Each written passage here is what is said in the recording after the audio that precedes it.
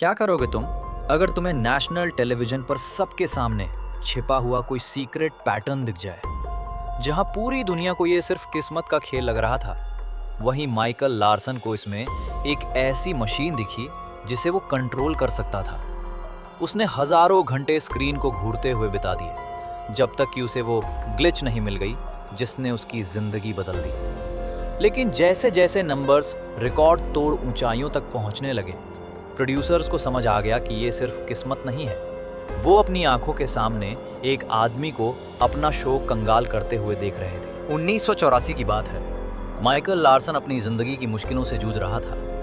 एक ice cream truck driver के तौर पर वो घंटों काम करता, पर उसकी जिंदगी उसके हाथों से फिसलती जा रही थी। एक दिन बस किस्मत से वो मशहूर game show press your luck के ऑडिशन ऑफिस पहुंच गया। वहां एक कंटेस्टेंट टाइम पर नहीं पहुंचा था, तो माइकल चुपचाप खाली सीट पर बैठ गया, इस उम्मीद में कि शायद उसकी फूटी किस्मत चमक जाए। इंटरव्यू रूम के अंदर उसने घबराते हुए शो के स्टाफ, कंटेस्टेंट कोऑर्डिनेटर चक और प्रोड्यूसर बिल क्रथर्स को अपना इंट्रोडक्शन दिया।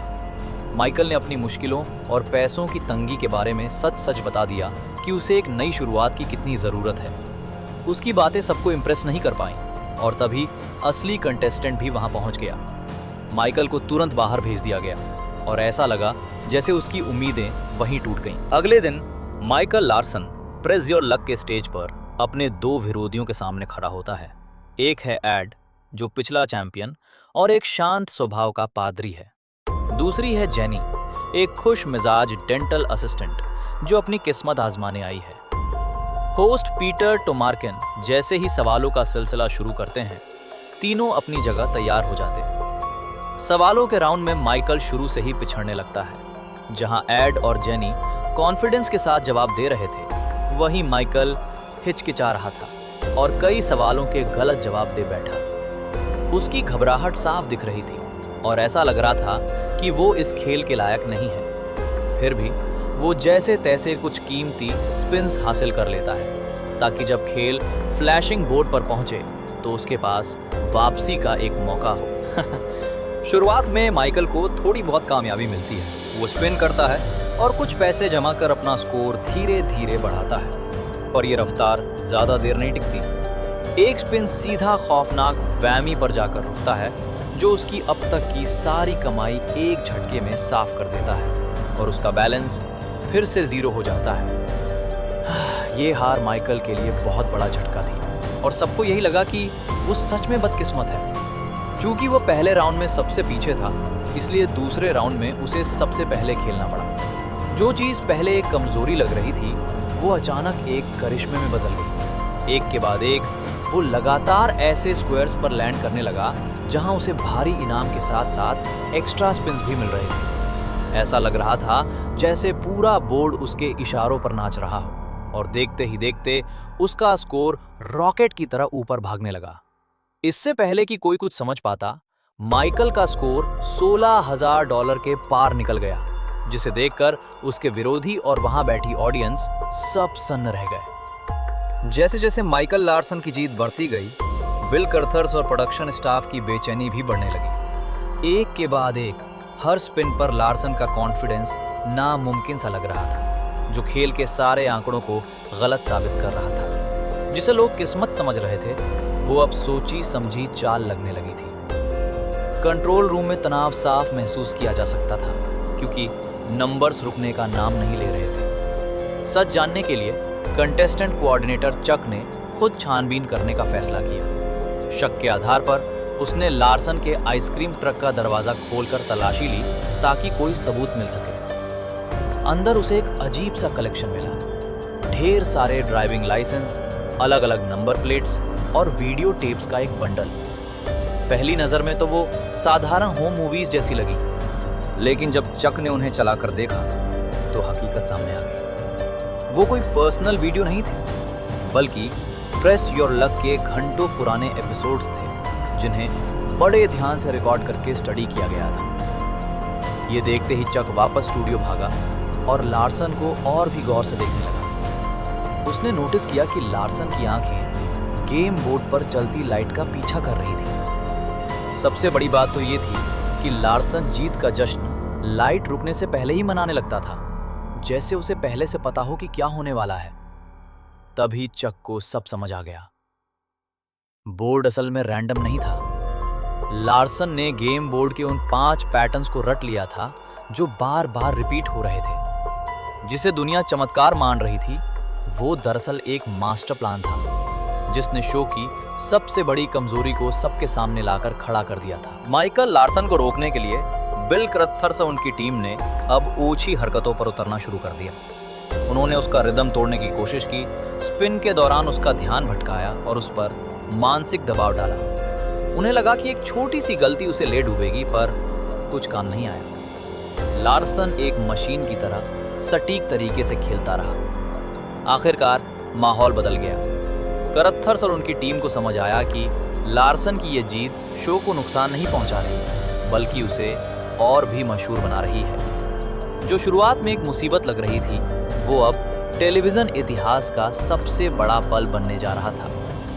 पब्लिसिटी का फायदा देखते हुए उन्होंने फैसला किया कि खेल को चलने दिया जाए और लार्सन को जीतने दिया जाए। जब उसका स्कोर $1,09,000 के पार पहुंच गया और सिर्फ एक आखिरी स्पिन बचा था, तब अचानक लार्सन का बैलेंस बिगड़ गया। चक की एक चाल की वजह से शो के बीच में ही उसकी बात उसकी अलग हो चुकी पत्नी पैट्रिशिया से कराई गई। वही पैट्रिशिया जिससे लार्सन शो के ब्रेक के दौरान बार बार कांटेक्ट करने की कोशिश कर रहा था। ये कॉल माइकल के लिए किसी बड़े झटके से कम नहीं थी। दूसरी तरफ से पैट्रिशिया ने बड़ी बेरुखी से उससे तलाक के पेपर्स पर साइन करने को कहा और बिना कुछ सोचे फोन काट दिया।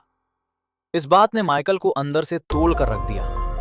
वो स्टेज पर ही फूट फूट कर रोने लगा और अचानक वहां से भागकर खुद को एक ड्रेसिंग रूम में बंद कर लिया। एड, जिसे वाकई माइकल के लिए बुरा लग रहा था, उसके पीछे गया और उसे दिलासा देते हुए वापस आकर खेल खत्म करने के लिए मनाया। थोड़ी देर बाद क्रथर्स भी वहां पहुंचे और उन्होंने माइकल से सीधी बात की। उन्होंने मान लिया कि वो जानते हैं कि माइकल ने बोर्ड के पैटर्न्स को रट लिया है, लेकिन उसे डांटने के बजाय क्रथर्स ने कुछ ऐसा कहा जिसकी उम्मीद नहीं थी। उन्होंने कहा कि माइकल अब एक स्टार बन रहा है। अगर वो ये जीत पूरी कर लेता है तो ऑडियंस उसे सिर आंखों पर बिठा लेगी और टेलीविजन के इतिहास में उसका नाम हमेशा के लिए दर्ज हो जाएगा। क्रथर्स की बातों से हिम्मत पाकर माइकल लार्सन खुद को संभालता है और सेट पर वापस आता है। जैसे ही वो स्टेज पर कदम रखता है, माहौल पूरी तरह बदल चुका होता है। पूरी ऑडियंस उसके नाम के नारे लगाने लगती है, जिससे वो एक धोखेबाज के बजाय सबका चहीता बन जाता है। दबाव बहुत था, लेकिन लोगों के इस सपोर्ट ने उसे आगे बढ़ने की ताकत दी। जैसे ही खेल दोबारा शुरू हुआ, लार्सन ने एक ऐसा फैसला लिया जिसकी किसी को उम्मीद नहीं थी। अपनी इतनी बड़ी लीड को सुरक्षित रखने के बजाय उसने अपना आखिरी बचा हुआ स्पिन एड को पास कर दिया। ये फैसला क्रथर्स की सोच के बिल्कुल उलट था और इसे देखकर ऑडियंस पागल हो गई। पूरा हॉल तालियों की गड़गड़ाहट से गूंज उठा, जिसने लार्सन की इमेज को सिर्फ एक किस्मत वाले कंटेस्टेंट से कहीं ऊपर पहुंचा दिया। एड ने स्पिन लिया। उसके चेहरे पर उम्मीद की एक लहर दिखी, लेकिन वो पल भर में गायब हो गई।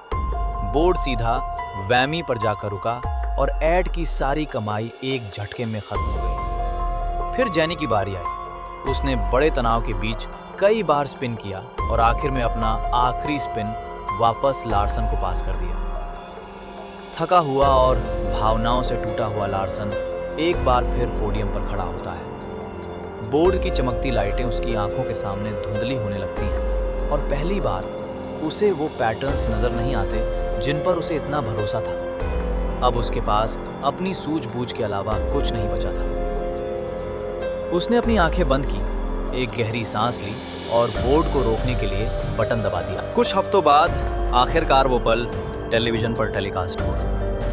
पैट्रिशिया अकेली बैठी माइकल लार्सन के उस यादगार एपिसोड को देख रही थी। स्क्रीन पर उस आखिरी स्पिन का तनाव एक बार फिर साफ दिख रहा था। नामुमकिन को मुमकिन करते हुए लार्सन बच निकला। आखिरी सेकंड में उसने वैमी को चकमा दिया और एक इनाम पर जाकर रुका। एपिसोड अपने अंत तक पहुंचा और उसकी जीत की बड़ी तस्वीर सबके सामने आई। लार्सन ने कुल मिलाकर $10,237 कैश और इनामों के तौर पर जीते। एक ऐसी रकम जिसने उसकी पूरी जिंदगी बदल दी। जैसे ही उसकी इस ऐतिहासिक जीत पर मुहर लगी, पूरा स्टूडियो जश्न में डूब गया। पर्दे के पीछे हुए समझौते का मान रखते हुए बिल करथस ने भी उसी कहानी को आगे बढ़ाया जिसने पूरे देश का ध्यान खींचा था। लार्सन की इस कामयाबी को किसी चालबाजी या विवाद के तौर पर नहीं, बल्कि खालिस किस्मत के तौर पर पेश किया गया। शो ने उसे एक ऐसा टाइटल दिया जो टेलीविजन के इतिहास में हमेशा उसके साथ जुड़ा रहा, अमेरिका का सबसे खुशनसीब इंसान, the luckiest man in America.